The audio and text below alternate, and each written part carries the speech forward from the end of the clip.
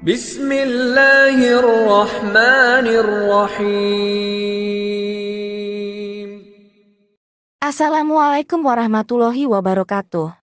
Sahabat Fisabil Channel yang dirahmati Allah Subhanahu wa Ta'ala, di antara hal gaib yang wajib diimani keberadaannya oleh umat Islam adalah malaikat.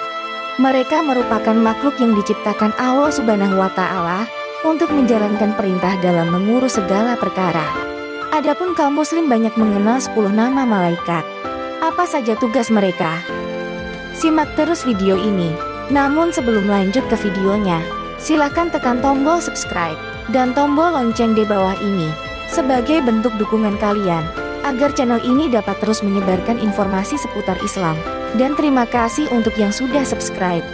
Berikut nama-nama dan tugas malaikat-malaikat Allah Subhanahu wa Ta'ala. 1. Jibril. Bertugas untuk menyampaikan wahyu Allah Subhanahu wa Ta'ala. Dikenal juga dengan sebutan Ruhul Kudus dalam surat Al-Baqarah ayat 87.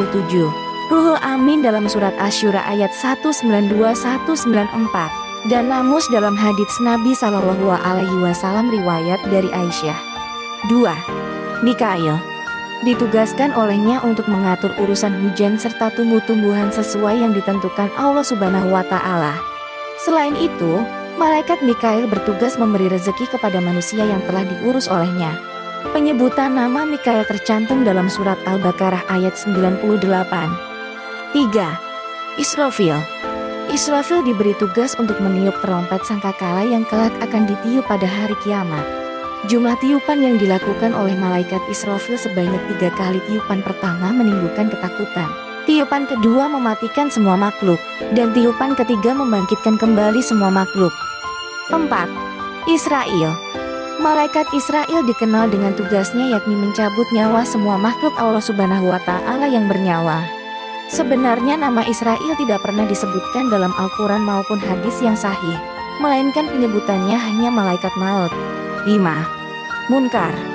Bertugas menanyakan dan memeriksa manusia di alam kubur mengenai amal perbuatan mereka ketika masih hidup di dunia.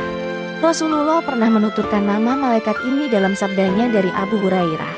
Apabila mayat salah seorang di antara kamu selesai dikuburkan, datanglah kepadanya 2 malaikat yang berwarna hitam keabu-abuan. Satu bernama Munkar dan yang satunya lagi bernama Nakir. Hadis riwayat Tirmidzi. 6. Nakir. Tugasnya sama dengan malaikat Munkar, yakni dalam menanyai manusia di alam kubur tentang amal mereka. 7. Rakib.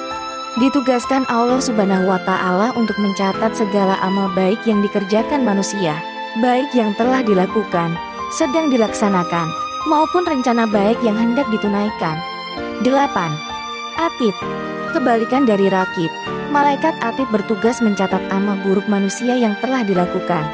Diketahui bila seseorang yang mengerjakan dosa atau maksiat, maka keburukannya tidak langsung ditulis oleh malaikat Atid, melainkan akan ditunggu terlebih dahulu sekian waktu. Allah Subhanahu wa Ta'ala bermaksud demikian agar para hamba dapat bertaubat terlebih dahulu dan menyesali perbuatannya sehingga tak terhitung dosa. 9. Malik. Ditugaskan dalam